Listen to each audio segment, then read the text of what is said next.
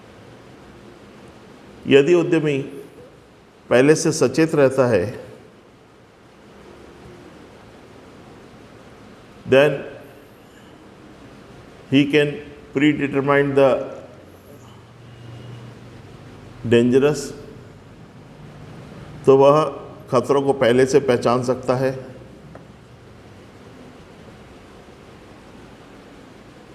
And reduce there loss, तथा अपनी हानि को कम कर सकता है, एंड रिड्यूस देयर लॉस। अगला पॉइंट लिखिए, प्रबंध के लिए सहायक, हेल्पफुल फॉर मैनेजमेंट। प्रबंध के लिए सहायक, helpful for management.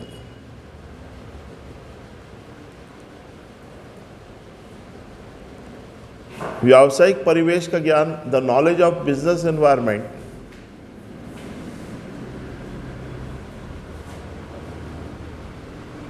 Introduce the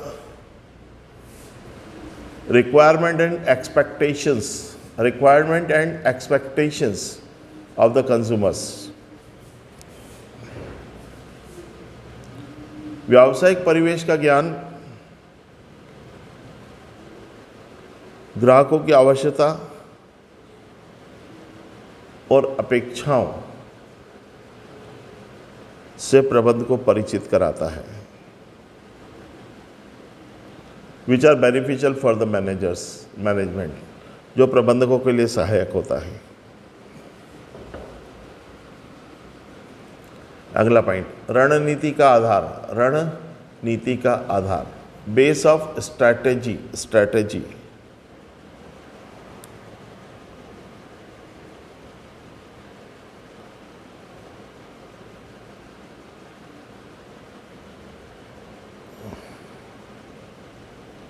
the informations of business environment, व्यावसायिक पर्यावरण की सूचनाएं रणनीति बनाने में सहायक होती है। The information of business environment is helpful for making the strategy of the business.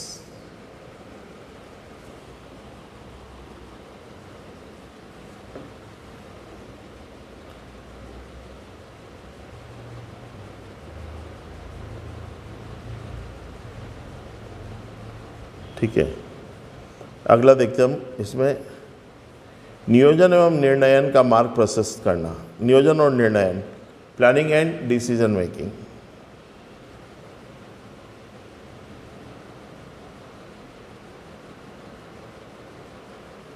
Planning and decision making, the knowledge of business environment, व्यावसायिक पर्यावरण का ज्ञान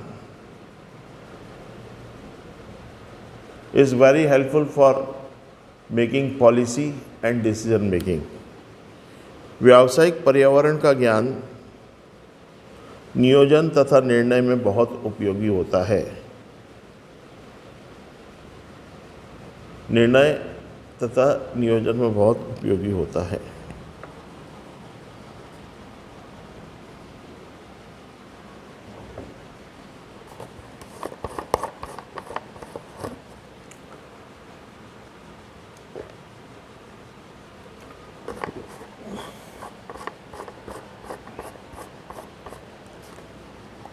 अगला पॉइंट, सतत मार्गदर्शन, continuous guidance.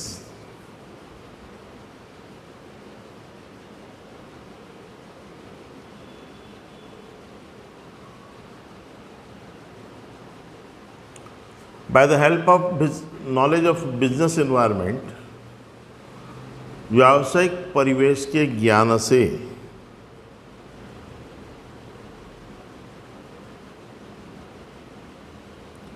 various types of information is collected by the policy makers। व्यावसायिक परिवेश के या पर्यावरण के ज्ञान से योजना बनाने वालों को महत्वपूर्ण सूचनाएं प्राप्त होती है।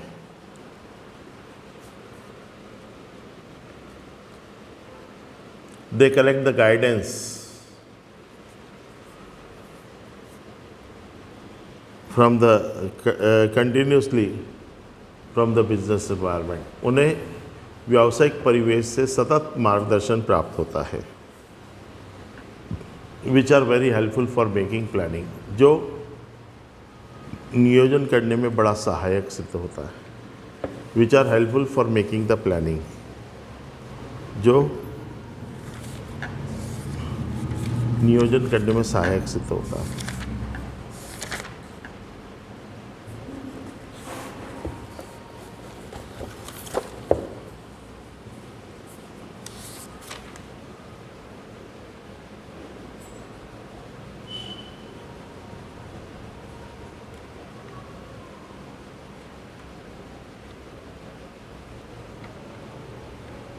हाँ जी,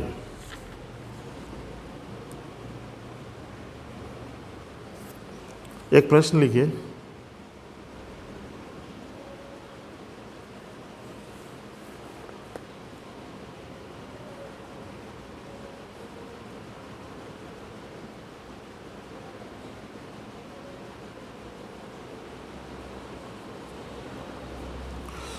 आर्थिक सुधार के उद्देश्य बताइए। Explain the objectives of economic reforms. Explain the main objectives of economic reforms. आर्थिक सुधार के उद्देश्य बताओ। Explain the objectives of economic reforms. आर्थिक सुधार के उद्देश्य बताइए। Explain the objectives of economic reforms. लिखिए। Point number first, new industrial policy, नई उद्योग नीति।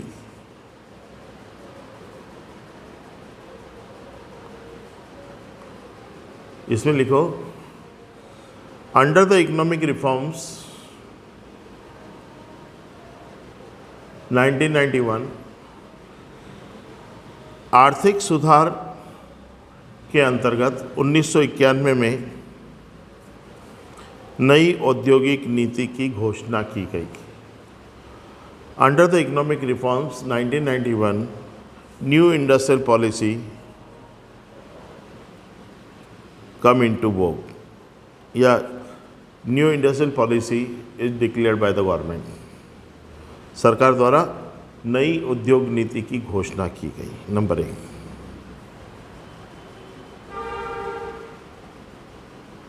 in which the main point of this policy, इस नीति के मुख्य उद्देश्य क्या थे?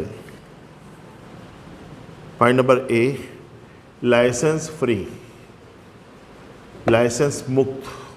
पॉइंट नंबर ए, लाइसेंस मुक्त।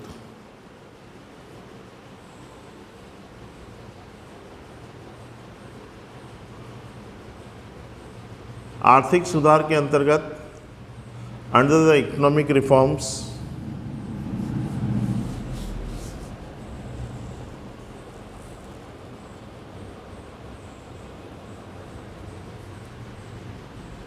अधिकांश उद्योगों पर से लाइसेंस की अनिवार्यता को समाप्त कर दिया। गवर्नमेंट रिमूव द लाइसेंस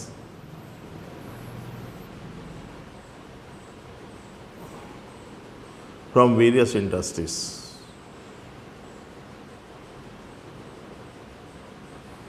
मतलब बोलना चाहिए remove the licensing from all the industries except 6 industries. 6 उद्योगों को छोड़कर सभी को लाइसेंस से मुक्त कर दिया।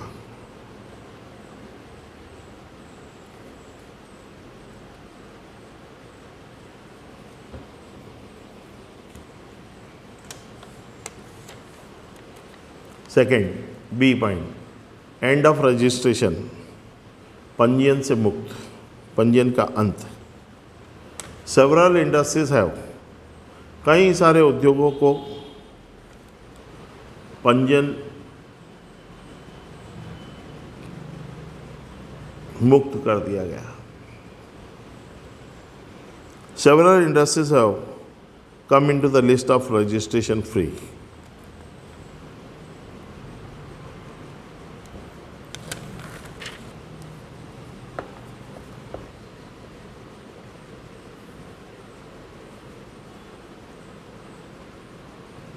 तीसरा point, exemption in import of technology, तकनीक के आयात पर छूट, तकनीकी आयात मुक्त छूट।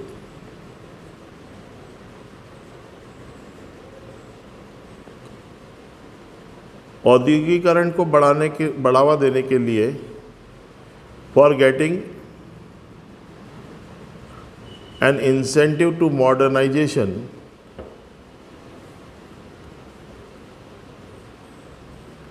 गवर्नमेंट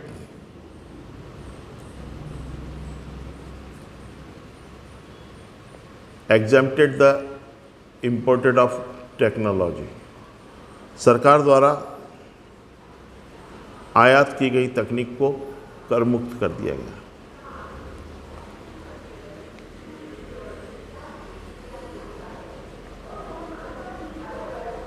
अगला पॉइंट, डिसइन्वेस्टमेंट, विनियोग, disinvestment,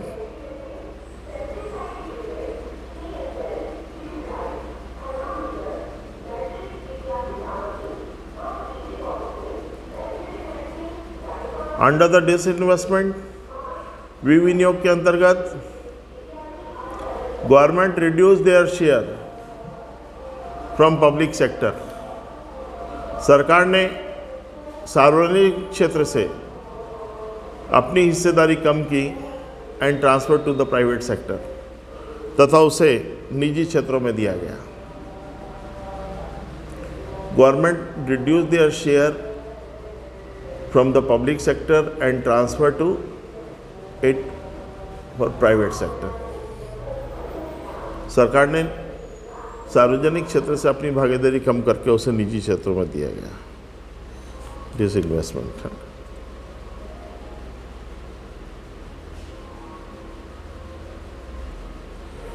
SEZ, special economic zone, विशेष आर्थिक क्षेत्र,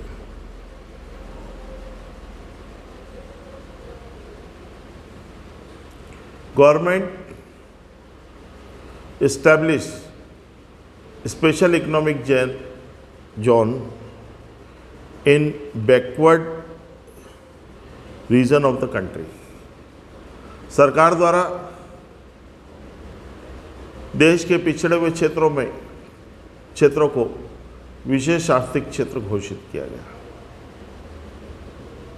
government have been established a backward region of the country, SEZ, special economic zone have been established in the backward region of the country, सरकार के द्वारा देश के पिछड़े हुए क्षेत्रों में विशेष आर्थिक क्षेत्र की स्थापना की गई।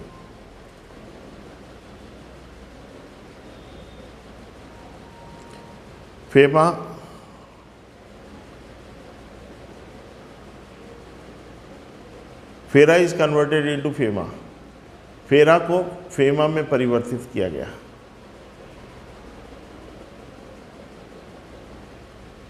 फेरा, FERA, फेरा foreign exchange regulation act is converted into FEMA, foreign exchange management act. फेरा को फेमा में परिवर्तित किया गया है। एक ही चीज़, फेरा के रूल्स कठिन थे, टफ थे, तो उसको सिंप्लीफाई करके फेमा नाम दिया गया।